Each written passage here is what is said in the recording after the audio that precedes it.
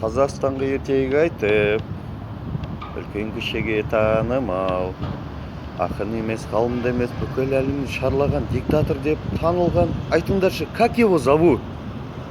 Нур, Султан. В Аккорде сидит банан, хитрожопый таракан, расплодил свою родню, обокрали всю страну. Эх, негодяй! Басында оның қалпақ, қалмақ берген соған қалпақ. Қазақстанды алдап, әлемге біз болды күлкі.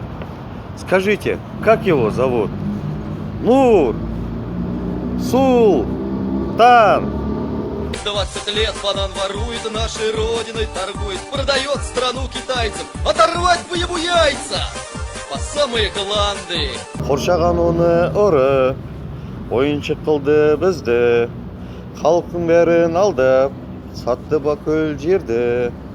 Айтыңыздаршы, осы біздің диктаторды как его зовут?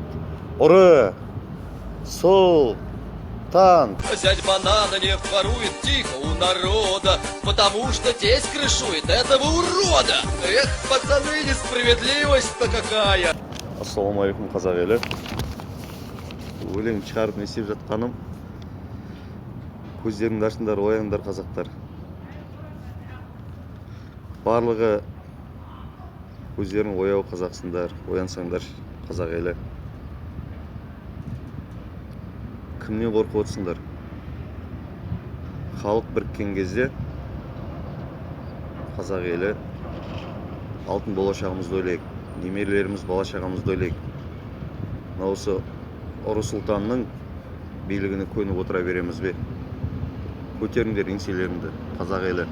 Овладел банан страной, сросся жопой с креслом. Выгонять пора метлой, импичментом, арестом! Ура!